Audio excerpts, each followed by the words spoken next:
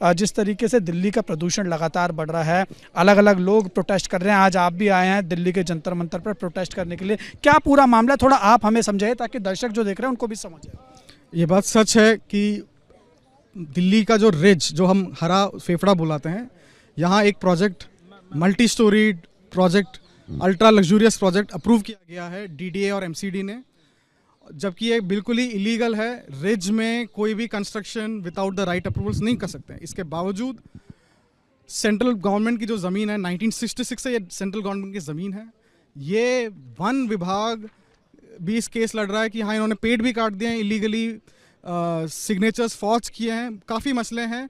और जैसे आपने बताया कि AQI तो अभी ख़राब है ही, और विदाउट द वन के बिना कैसे ये जो विदाउट जंगल्स, विदाउट हमारे वन, हम कैसे इस प्रदूषण को रोक पाएंगे। और हम सरकार से ये चाहते हैं कि ये रिच को प्राइवेटाइज ना कीजिए। अगर ये पहला प्रोजेक्ट बन जाएगा, इसी तरह दिल्ली के जंगलों में स्काई स्क्रेपर्स जो करोड़ों में बिकेंगे, अमीर वहाँ रहेंगे, एट दी कॉस्ट ऑफ हमारे फेफड़ों में, हरा फेफड़ों का वो जो है बस एक मेमोरी रह जाएगा।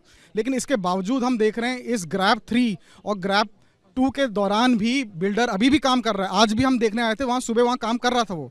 तो ये कंस्ट्रक्शन का काम लगातार जारी है, वो पेड़ों पे डैमेज कर रहा है। उसने वहाँ एक बड़े बड़े बैरियर्स लगा दिया है। वहाँ जो आसपास के जो रेसिडेंट्स रहते हैं उनका धूप रुक गया है, वहाँ का हवा का जो वो भी रुक गया है।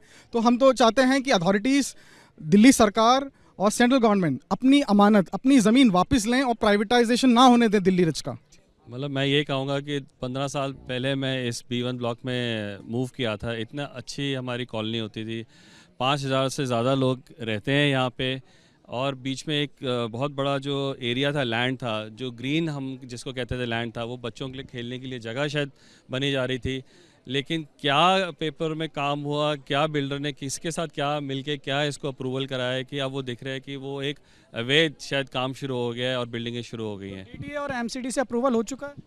ये कैसे अप्रूवल है ये नहीं पता, क्योंकि हुआ तो है जो हमें पता लगा है, लेकिन किस वजह से अप्रूव हुआ है कि जबकि वो एक डीडीए को एक जगह खेलने के लिए दे देनी चाहिए थी उसे, उसको एक 10 मंजिला स्काई स्क्रेपर बनाने के लिए, एक प्राइवेट लग्जरी बिल्डिंग बनाने के लिए एक डीडीए की जगह के बीच में दे दिया गया है। वो मुझे काफ़ी उस पर संकेत है। पहली बात तो यह है कि मुझे इतना ज़्यादा दुख हो रहा है कि हम लोगों को अपने बेसिक राइट्स के लिए प्रोटेस्ट करने पड़ रहे हैं। दिल्ली में हवा तो हमें मिल ना पाई, अब जहाँ हम लोग रह रहे हैं वहाँ पे भी अगर ऐसी कंस्ट्रक्शन करेंगे जिससे इतनी मिट्टी उड़ेगी और इतनी हमारी सिक्योरिटी खत्म होगी, तो हम लोग तो बिल्कुल ही as parents we have failed, our government has failed us. हम बात ही किस चीज़ की कर रहे हैं कि हमारे बच्चों को हवा दो, एक सिक्योर्ड एनवायरनमेंट दो, एक अच्छा फ्यूचर दो। हम तो समझ नहीं